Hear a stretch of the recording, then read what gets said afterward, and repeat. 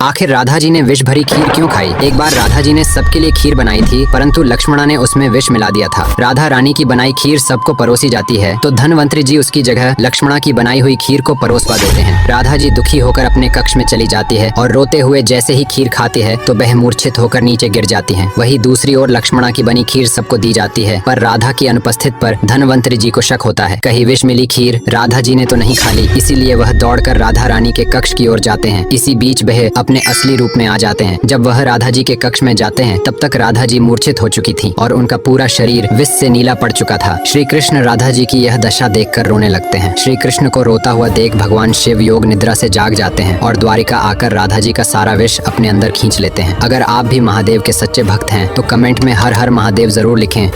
एक बार एक अघोरी हनुमान जी के मंदिर में दर्शन करने के लिए आता है। तभी मंदिर का द्वार अचानक से बंद हो जाता है। अघोरी ने कहा, हे महाबली, ये क्या मेरे आने पर द्वार बंद कर भीतर छुप गया? बाहर निकल। गिरनारवर में 12 साल तक तेरी तपस्या की है मैंने। वचन के अनुसार तेरे दर्शन करने ये अघोरी तेरे द्वार पर खड़ा है, बाहर आ। अघोरी के ऐसे शब्द सुनकर दो पंडितों ने उसे रोका। तभी एक भक्त ने कुल्हाड़ी से अघोरी को मारने आया। अघोरी ने कहा, इन मूर्खों के मुख नहीं लगना है मुझे, पर तुमसे ये उम्मीद नहीं थी। साबित तो अब तुझे करना है कि तू है तेरे सच्चे भक्तों के लिए। ऐसा कहकर अघोरी वहाँ से चला गया। उसके बाद मंदिर का द्वार टूट गया और महाबली स्वयं बाहर आए। हनुमान जी अघोरी के पीछे जाने लगे, लेकिन अघोरी को यह पता भी नहीं था कि स्वयं बजरंग बली उनसे मिलने आ रहे हैं। गांव के पुजारी अघोरी को रोकने लगे। रुको स्वामी रुको, अनर्थ हो जाएगा। स्वामी देखिए तो ईश्वर आपके लिए चले आ रहे हैं। अघोरी ने देखा तो वह अचंभित रह गए। वे प्रभु के चरणों में गिरकर रोने लगे। तो दोस्तों, आप भी हनुमान जी के बहुत बड़े भक्त हो तो कमेंट सेक्शन में जय श्री राम जरूर लिखें।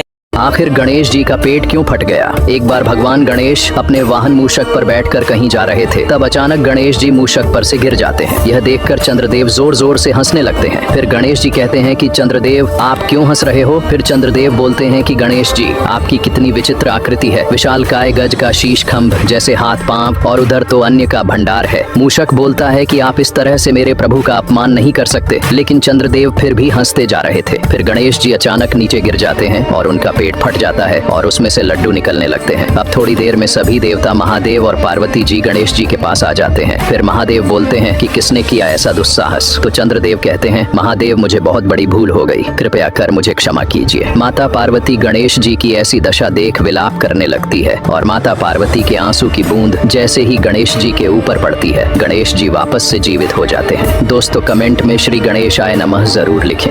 रावण की मृत्यु की खबर सुनकर मंदोदरी गुस्से में पागल हो गई और प्रभु श्री राम से बदला लेने चल पड़ी। मंदोदरी के क्रोध को देखकर ब्रह्मांड में हड़कंप मचने लगा। यह देखकर हनुमान जी भी चिंतित होने लगे। तभी उन्हें एक उपाय सूझा। उन्होंने मंदोदरी के सामने श्री राम नाम बाण फेंका, जो मंदोदरी के समीप आकर जमीन में गड़ गया। तब हनुमान जी मंदोदरी को बताते हैं कि श्री राम जी का तीर किसी निर्दोष को छू नहीं सकता। हनुमान जी मंदोदरी को रावण द्वारा किए गए पापों के बारे में बताते हैं। तभी मंदोदरी की नजर अपनी परछाई पर पड़ी, जिससे श्री राम अपनी नजर झुकाकर उसकी परछाई से भी दूर हो रहे थे। इससे मंदोदरी समझ गई कि आखिर क्यों श्री राम को मर्यादा पुरुषोत्तम कहा जाता है। उसे अपनी भूल का एहसास हुआ और उसने प्रभु श्री राम से माफी मांगी। श्री राम जी के भक्त वीडियो को लाइक करके कमेंट में जय श्री राम जरूर लिखें।